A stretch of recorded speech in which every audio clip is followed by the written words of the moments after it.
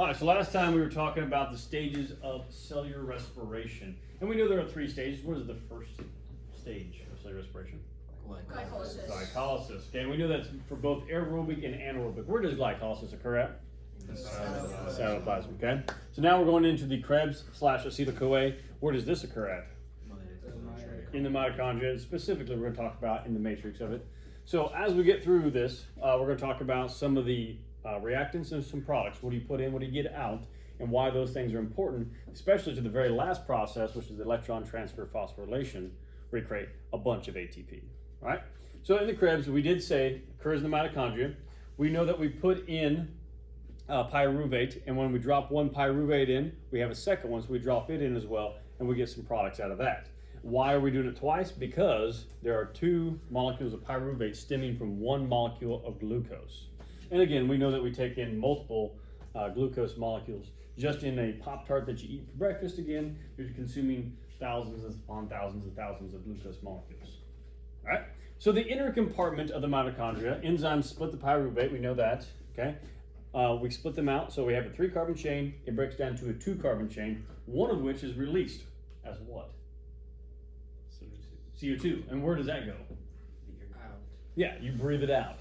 So that's what we're talking about. And last time I told you that when you think about the sheer amount of sugars and ATP you're producing, you know, it's kind of hard to fathom, but when you think about how much you breathe out in just this class period of carbon dioxide, that's a lot, right? So all that carbon dioxide is stemming from the breakdown of glucose. So every breath you take has a bunch of carbon dioxide in it, which is all coming from the sugars you are currently using in your body. And that's impressive, okay? We do know we get a coenzyme of NADH, and what's that going to carry? Coenzymes carry what? Electrons and hydrogens, which are also going to be used to reform some new molecules. So in the Krebs cycle, we also said it was a citric acid cycle. Again, we're getting 3, 1, and 1, which I then pose that critical thinking question to you of why do the numbers not add up as compared to this diagram when you have 6 CO2, 2 ATP, 8 NADH, and 2 FADH2s? And your answer to the question was? It's double because you have 2 molecules of pyruvate running through there. So yeah, it contributes to the 2 ATP, the 2 FADH2s, and it should be 6 NADH. Where did the other 2 come from? Yes, so the acetyl-CoA formation, we also got 1 there. So that you double it, you get 2. So that grand total is 8. Very good. This is just the in-depth look of how the Krebs cycle works, okay? So if you want to know some more details, here they are. I'm just going to give you a walkthrough. The black dots, if you recall, represent carbons, and that's our pyruvate, which we'll drop in, and it'll turn into acetyl-CoA. How's that possible? Once again, we're restructuring it with the NAD plus to make NADH and removing a carbon and releasing it as carbon dioxide. So again, one of the black dots is leaving. That acetyl-CoA will then form with oxaloacetate to make the very first product known as citrate or citric acid. Thus why the cycle is named after it. As it goes around, it'll be losing carbons as carbon dioxide, which again, you will breathe out. Okay, you will also create some NADHs along the way, ATP and FADH2s. Those are very important again, as we said, in the electron transfer phosphorylation, that it becomes, like I said, very, very important in that process of creating lots and lots of ATP. All right, any questions here? No? Again, oxaloacetate is regenerated in the process. Okay, so it's a reactant product. That way you get it to go around and around and around. So we continue the cycle. So here's your critical thinking question today. Where did the first oxaloacetate come from? 20 seconds with your neighbors. Talk it out. Where'd the first one come from?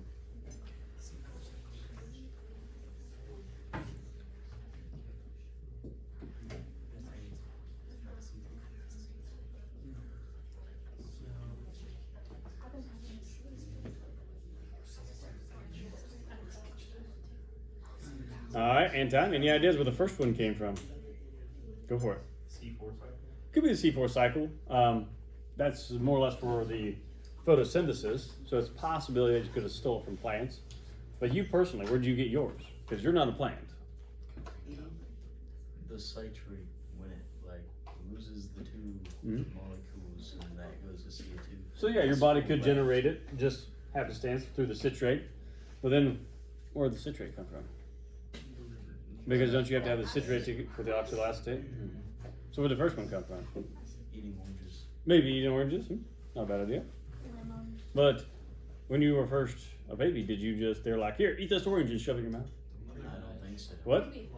Most likely the very first one came from your mother, which again, she has a mitochondria, which she passes on to you. Now, we did talk about the case where, yes, some of you do have paternal lines of mitochondria. So again, but majority of your mitochondria probably come from your mother, and as such, her body had this, passed it on to you, and therefore you just kept going. And then therefore, and therefore. So the real question is, where did she get hers? Her mom. And then where did she get hers? Her And where did they get theirs? Her mom. Their And mom. theirs. And theirs. You just keep going backwards, just a revolving door backwards. But yes, okay? So the molecule was just constructed by some different things, and as such, your body will continue to have it and continue to produce it over time. Now, it's not saying that you couldn't produce it any other way either, but yeah, essentially that's where it comes from. Okay? Okay, so take-home message. What happens during the second stage of aerobic respiration? Aerobic, again, is with oxygen. The second stage of aerobic respiration, the acetyl-CoA formation, the Krebs cycle occurs in the inner compartment, the matrix of the mitochondria, which is just the inside, the most inner part of the mitochondria. Then pyruvate that is formed in glycolysis, converted to acetyl-CoA and also carbon dioxide, what you are going to breathe out. Okay? Then we'll continue to break it down even further. For 2 pyruvate molecules broken down in the second stage reaction, 2 ATP form, 10 coenzymes, which include 8 NADHs and 2 FADH2s. It says NAD plus and FADs are reduced. Okay, so when it says they are reduced, that means reduction. They take on an electron and a hydrogen. So if you recall back in the previous lessons in the beginning of the year, we talked about oxidation and reduction reactions. Or if you become reduced, you took on what? A negative charge. An electron has a negative charge. So these molecules here are becoming reduced as they accept the electron and hydrogen, which will in turn make FADH2 and also NADH. Does that make sense? Yes? If you've had chemistry, you probably did redox reactions, you just don't realize it. It's just how the electrons are being displaced. Okay? All right, so aerobic respiration, the big energy payoff. We finally get to the end here. So what we're looking at is where do we get the most energy out of? And this is the case. It still occurs in the mitochondria, but we're going to start to move to a different part of the mitochondria. So we were in the innermost part, the matrix. Now we're moving to a different location. So it results in attachment of a phosphate to an ADP, adenosine diphosphate, to make ATP, adenosine triphosphate. We have quite a few ATP made in this final stage, which is 32. And you're thinking, well, 32 is not a lot. But again, that's one molecule of glucose. And you're taking in thousands upon thousands upon thousands of glucose molecules every single day. Even in like the Gatorade that you drink, it has sugars. Even your iced coffee that you probably drank this morning, it too probably has sugars. I'm not sure about Propel there. It may have artificial sweeteners. Oh yeah, there is no. Yeah, so you probably wouldn't get as much out of that Propel. But even like if you had chips for lunch, or good old Cheetos, that too has a lot of starch in it, which again has lots of glucose. Okay? So, electron transfer phosphorylation. How does it work? Well, I'm going to describe it to you, but essentially I already have. You're like, how's that possible? Well, during photosynthesis, the light-dependent reaction, it's a very similar process of moving hydrogens from a low concentration to a high concentration, and then funneling them out an ATP synthase molecule. When that happens, you can give off enough energy to attach a phosphate to an ADP to make ATP. That whole process had a name called chemiosmosis. You remember that? Okay. So, coenzymes of NADH and FADH2 donate their electrons and hydrogens to electron transfer chains. What are the chains? They're a series of proteins that pump the hydrogens across. So proteins using energy. Active transport is what we call that when you pump things from low to high. Forms a hydrogen ion concentration gradient on the outer mitochondrial compartment. So again, we'll establish where that is here in a second. The hydrogen ions flow follows this gradient through the ATP synthase, which attaches the phosphate, as I just said, chemiosmosis. Finally, oxygen accepts the electrons and combines with hydrogen ions, forming water. So the oxygen that you are breathing in right now is O2. It'll break apart, and then it'll start to combine with some of those hydrogens. In that process, when the O2 actually splits, those things can become free radicals and bind with other things besides hydrogens. When they bind with other things in the mitochondria besides hydrogens, that's the free radical. It can cause damage over time. It can destroy your mitochondria. What happens if your mitochondria no longer works properly? No energy. Your cell cannot produce enough. Now, here's another critical thinking question. How many mitochondria do you think the cell has?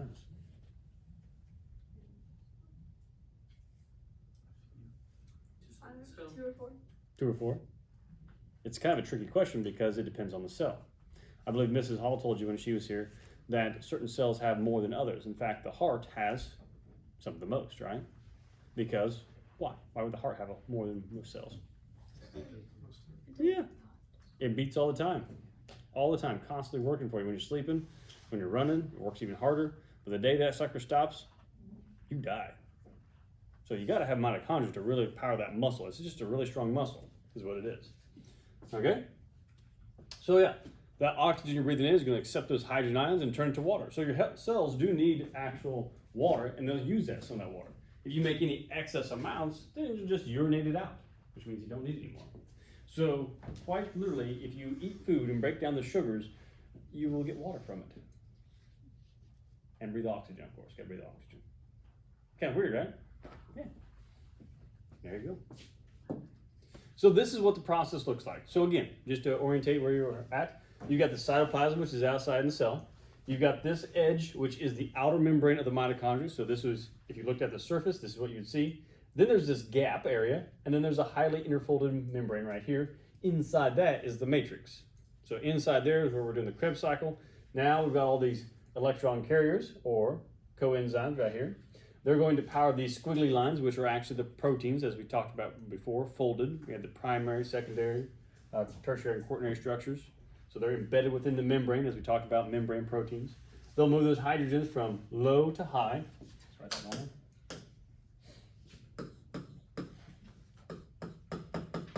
Low to high concentration. They will then be funneled out the ATP synthase molecule. As they do so, they'll give off enough energy to attach a phosphate to an ADP to make ATP. How many total? 32. Okay, so 32 grand total in that process alone. So what does the NADH do after it drops off the hydrogen electrons? It becomes NAD+.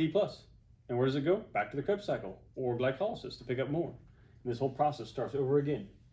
Some of these electrons, when they get done, the hydrogens, they'll end up here. The water splits apart. It makes water.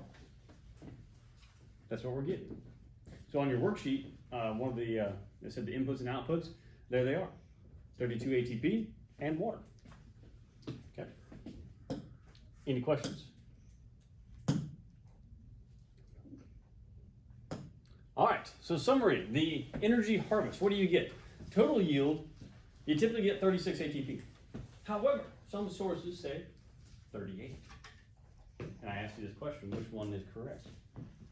And you would say both. But how can both be correct? They're two different numbers. Because you start with 2 and some people count it as. That's right. So it depends on where you start at in glycolysis. Because you have to invest 2, so either you're doing the total or you're doing the net. So 36 would be net, 38 would be total. Depends on whether you're adding up the expenditures. So in glycolysis, we only get 2. Acetyl-CoA formation, you get 2. In the last process, you get 32. All right. No questions?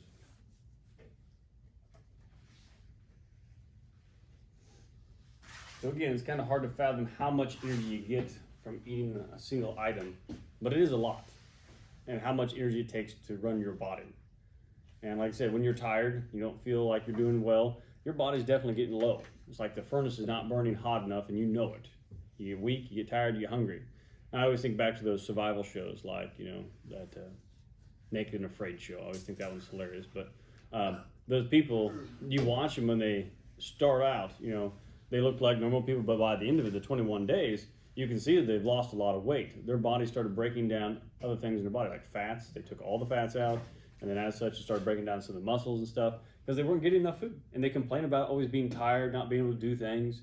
And their companion is like, come on, we've got to do stuff. Well, they just physically can't because they don't have the energy.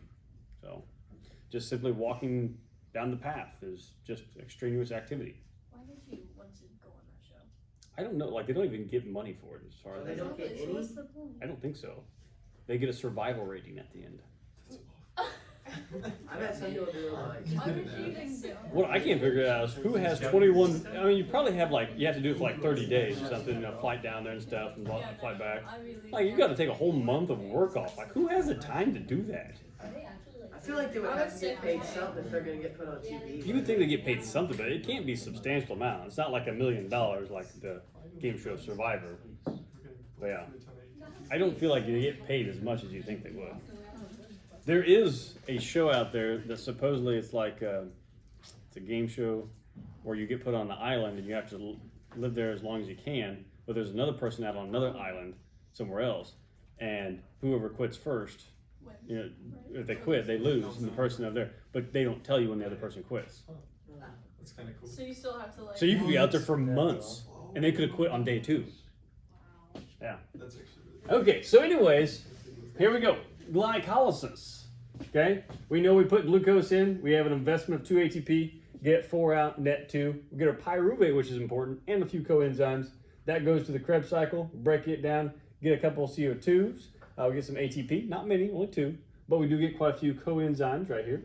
That will all then in turn go to the electron transfer phosphorylation. Got to bring in some oxygen, get rid of some water, and crank out some big old ATP. Now again, we can see this is outside in the cytoplasm. We go here on the matrix on the inside of the Krebs cycle, and then we're going to use this highly interfolded membrane again to move hydrogens across to get this whole process going down here.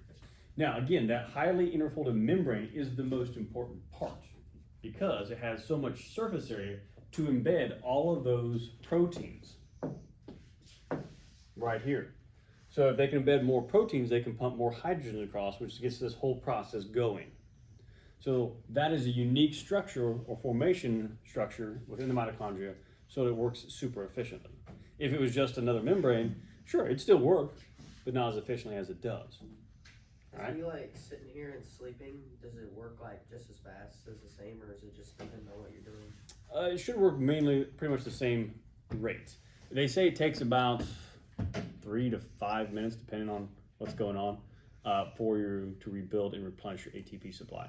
So when you go and like say you're at baseball, right, and you're up to bat and you hit the ball, boom, hit that sucker at the outfield, and you take a triple all the way down to third, you're tired for a minute, right? Yeah. You're not going to have the same amount of energy as if the batter gets up there and bang, hits the ball real quick, and you have to run to home, as compared to, he's 3 pitches in. You've established more ATP to fire off and run to home. So you're just exerting yourself. You have to let it rebuild. So like even like basketball, you guys run up and down the court. You're down there, you're kind of guarding for a little while. You're rebuilding some, but then when you have to take off down the court again, you're using quite a bit. That's why the coaches pull you out and give you a rest, a breather, so you perform better, because you will get tired no matter what as you go. Okay? So, all right. Any questions? All right, take home message. In the electron transfer phosphorylation, energy is released. Electrons flow through the electron transfer chains, captured in the attachment of the phosphates, the ADPs, to make ATPs, 32 total. The reaction begins with coenzymes that will reduce the first and second stages, so glycolysis and Krebs. Those will deliver electrons and hydrogen ions to pump the hydrogens across. Okay? And that'll eventually make some water. Questions? All right, that is all we have for today.